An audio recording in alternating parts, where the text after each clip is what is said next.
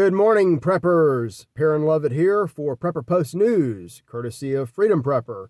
It is Thursday, November 12th, 2020, and this is take 3 or 4 today. Rare form back here in the mobile studio, mainly because it's quiet. So, always improving the quality for you. Speaking of that, today we're going to start something new. At least I hope it's going to take off like wildfire. Going forward, what we're going to do at the beginning of these videos is I'm going to throw out the featured topic of the day, and then we want you to respond in the comments section at YouTube in a kind of a forum thread. And so I've got something for today. Today is a twofer, and here are some rules.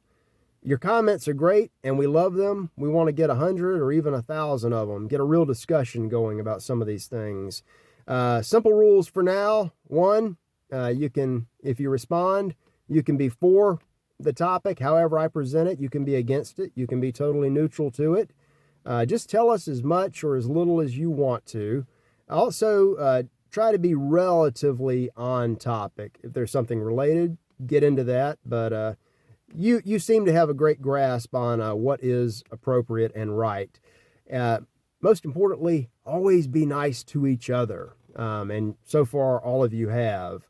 And lastly, this isn't really a problem, but no spam, please. And I realize the people that leave the spam links, they're never comments, they're links, aren't going to listen. But, you know, we could do without the illegal sneakers and all of that other stuff. And at some point, I hope we can get kind of aggressive with batting that down, because that's what killed the comments section at freedomprepper.com. By the way, all of the stories I'm going to be talking about today, you can find in writing at freedomprepper.com, and most likely down below in the description of this video. So here we go. Today's first inaugural feature topic is a twofer, and the first part has to do with Pfizer and the proposed or announced coronavirus vaccine. Pfizer came out earlier this week and said they have a vaccine that should be 90% effective against COVID-19. If that's true, then that is absolutely fantastic news. If it doesn't work out, well, then we're no worse than we were, right? But never to miss an opportunity to keep hammering the narrative. The mainstream media is back. They had a story a couple of days ago in the Daily Beast, and I think it was a few other places, maybe Bloomberg. And it's making fun of the anti-vaxxers in light of this announcement from Pfizer. And it's kind of a loosely thrown together story. I have a link to it. You know the deal. I know that there are some people in the prepper community that are less keen on vaccines in general than other people. I don't tend to take a really hardline stance on that. If a vaccine works, like to cure polio, great. If it is not really a vaccine, you know, there's a reason sometimes I put quotation marks around vaccine. Sometimes we've seen medical programs that masquerade as a cure when they are an entirely different problem. The Daily Beast story kind of hints around those, well, they're not allegations, they're proven facts. I think you've heard the stories of what happened in some of these vaccine trials in third world countries. And the fear all over the alternative right is that, they're putting something in the vaccine. So, but the thrust of the story is, if you're not on board immediately with Pfizer or with the science, they love the science. If you're not on board with what they say, then you're a conspiracy theorist. You're crazy, you're a kook, you're a nut. And they say that a lot. So that's point number one. Take it and run with it. Point number two is, back to the crazy conspiracy theory stuff, I want to tell you a story. And maybe you can link these events up, what's happening now with Pfizer and what happened in the United States 37, 38 years ago. You may recall, if you're old enough, back in the early 80s, there was a daycare center in California, and the little kids started coming home, and they started telling mom and dad the strangest things. They said that there was a network of tunnels under the school, and that the workers would take the kids down there and do all kind of terrible things to them. they were alleging child molestation. And they also said that there were satanic rituals being conducted, animal sacrifices, property theft, all kind of criminal activity was going on. And so there were so many of these stories, and they sounded so much the same, that there was an investigation. And the investigation went nowhere. I think they cranked up a couple of cases, they dropped all of them, and by 1990 or so, the report came out from the police. Nothing happened. Sorry, folks. We looked for those tunnels. We even used ground-penetrating radar. They're not there. Just dirt underneath that place. And all the other allegations, the accusations the kids made was mass hysteria. Kids make things up. It gets out of hand. They didn't mean any harm. They just need a little counseling. Nobody's at fault. There are no Satanists out to molest your children. Forget about it. And everybody did. But if you brought up, especially anything having to do with, the Illuminati or some dark element at work in society, certain people on the left would use that episode to hammer you. They'd say, here you go again. Don't you remember the satanic panic and how wrong you were then? Because you're a crazy conspiracy theorist. You and your beliefs. Get over it. We have science. Don't you remember? And people would say, yeah, I was wrong. I'll be quiet now. And they have been quiet until last fall, when very quietly the FBI released a 300 or 400 page classified dossier on the satanic panic. They call the operation the Finders. And I've got a link at Freedom Prepper right after that Daily Beast story to the FBI files at the DOJ. It's 3 parts, 3 very large PDFs, partly redacted still. And guess what? Every single thing those kids said was true. It all happened. They not only found the tunnels, they mapped them and they photographed them. They found the evidence of the rituals and all the rest of it. And then they covered it up.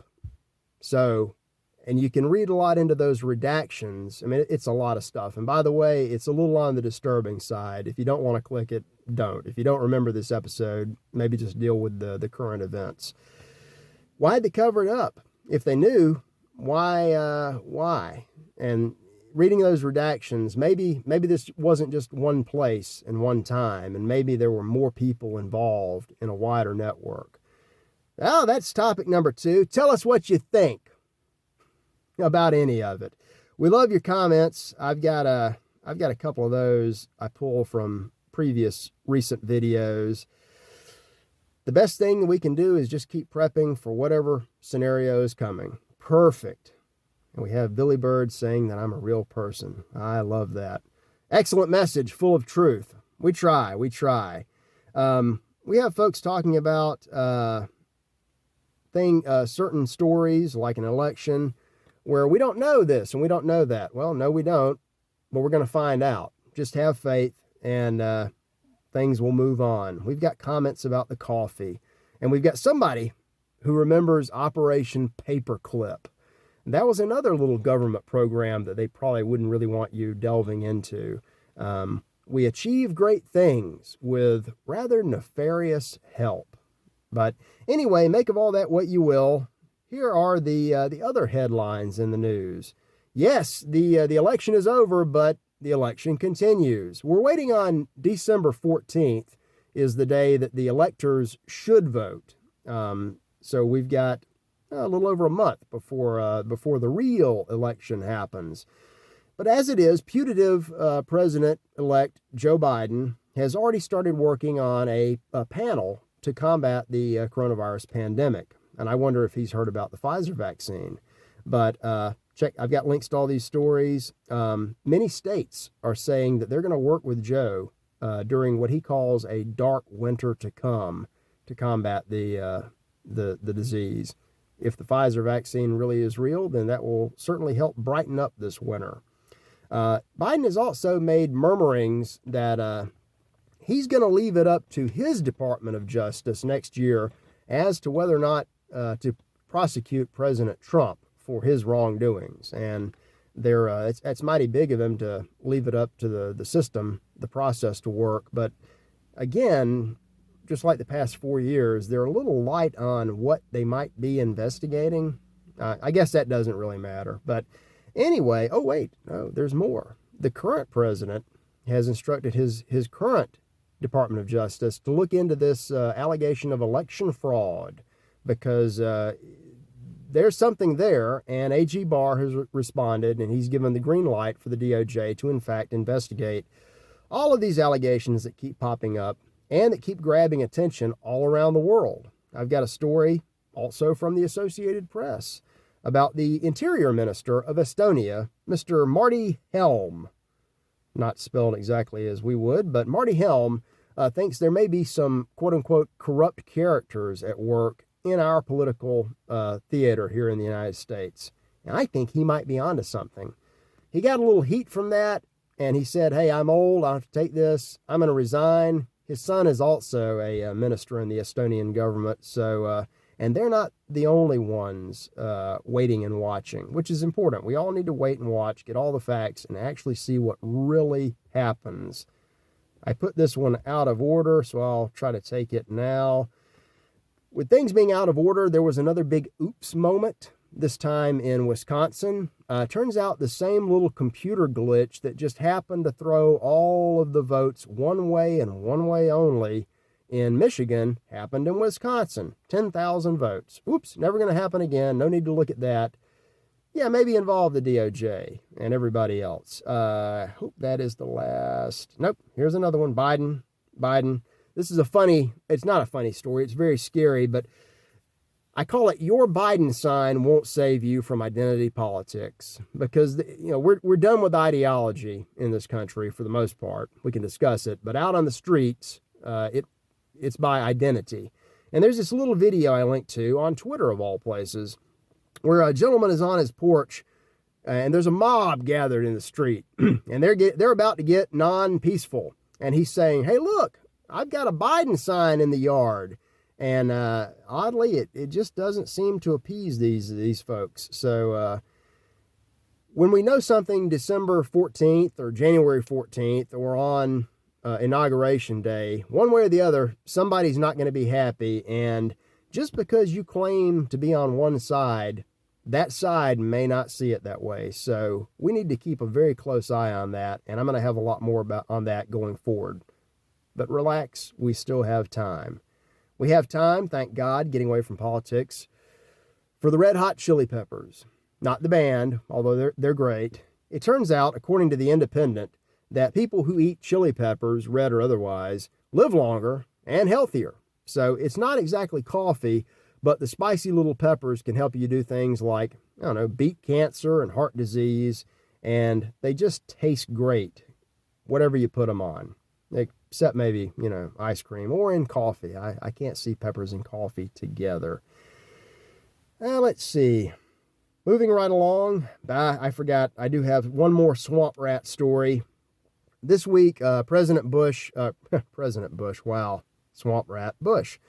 President Trump bid a fond farewell to Secretary of Defense Mark Esper. That allegedly is going to cause all kind of demoralization and rancor in the Pentagon and the entire D.C. community. And I say, good. And maybe it's time now to go do the FBI that apparently sits on classified reports for 30 years and exonerates horrible criminals. And maybe go clean up or get rid of the CIA, which has a hand in everything, whether you're finding tunnels or, paper clipping rockets together, if you know what that means. They're in everything. Maybe it's time to clean them up. Maybe the time to do it was February of 17, but better late than never. Also in Austria, Europe, we can always learn a lesson. In Europe, sometimes one country or a block of countries will ban a certain international speaker from entering into the country because that person is controversial. Michael Savage has said certain things that has made him persona non grata in the UK. The UK, Brussels, Sweden, they've been known to ban people from coming in. Usually people on the alternative right or people who in any way question a certain narrative. But they don't ban terrorists from coming in. And in fact, you can have a terrorist convention just like the alleged shooter in Vienna did. Just before he went on his crime spree, he had a little confab of like-minded people to discuss really peaceful protest. And perhaps maybe we can learn a lesson and move beyond this nice civilization-threatening double standard. If you're going to ban people from your continent, ban the people that want to kill you. And the last thing, the last word of the day goes to me in a very self-serving fashion, because we want to keep anybody from dying. I'm on a mission for world peace. And last week, in a little column I wrote that I didn't think was going to go anywhere, I thought it was just a filler. I was tired of the election, wanted to write anything. I wrote about nuclear weapons, and I asked the question that I think I've asked here once before. When this thing turns completely upside down, who gets the nukes? And I didn't want to limit it just to the U.S. I brought in all the nuclear armed powers, and I came up with a really great yet pie-in-the-sky theory for disposing of these terrible weapons that I expect will never work and no one will take it seriously. But in fact, somebody did. I got a call last week when I wrote this. Apparently, I'm the first person who's ever thought about what would actually happen to the sub, air, and ground-based warheads and bombs in this country in the event of major unpleasantness. So at least maybe we have other people thinking about that. And also, wouldn't it be nice if we could get people in Russia and France and Pakistan and all the other, I think there are 8 nuclear-armed countries, thinking, just take away one more little headache, and then we could have a nice, happy world, just like we have at Freedom Prepper here. And to go along with that, to close it out, the real final word is Christmas tie. It's another tie, a snowman, and let's see if the battery works. This one should play music. Yeah, okay. Video's over. I'll see you back on Friday. Love y'all.